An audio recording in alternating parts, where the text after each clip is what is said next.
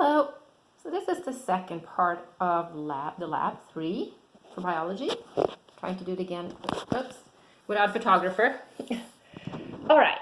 So in this lab, what we're doing is we're using peas. So we have, or beans. So we have black and white beans right here. You can barely see them because there's black here. So we're simulating. We have 200 white and 200 black beans. And they are in here in this container, this bowl here.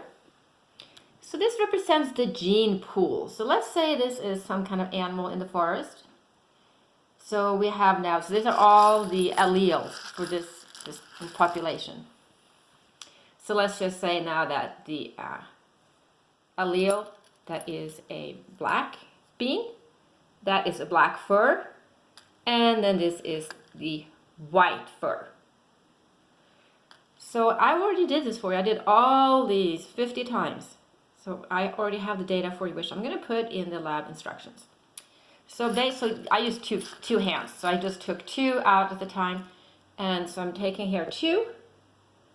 And now we have a black and a white. So I'm going to write down capital B and lowercase b in a table, which I already done for you. And that, of course, is going to be black furred animal. And I'm going to do it again. So now we have a white furred animal, because the white is the recessive, but we have 2 alleles. So therefore it's going to be a white furred animal.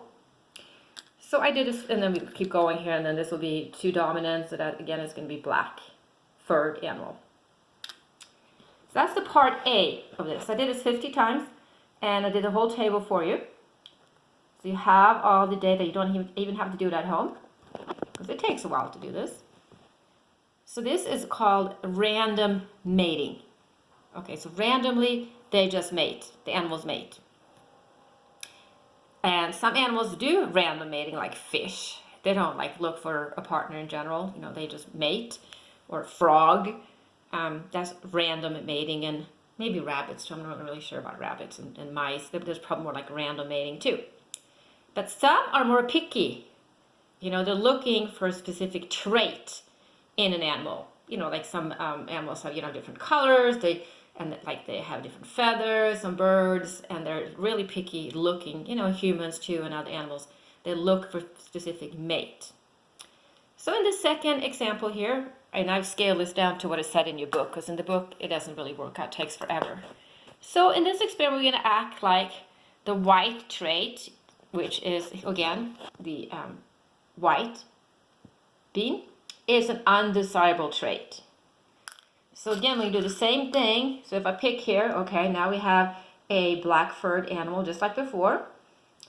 But we're going to act like this is not going to work out. If I get 2 white, let's say it's dead, or it is the white one is just, no one is going to mate with it. It's ugly.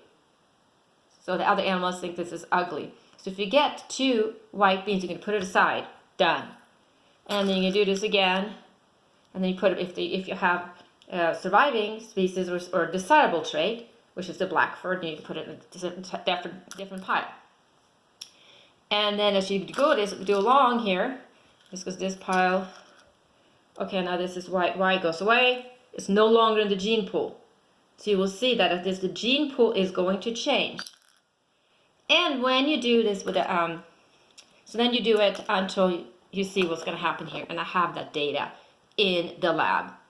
And for the other one, the part A, I forgot to mention here, the part A, when you take them out, you put them back in, because the gene pool doesn't change.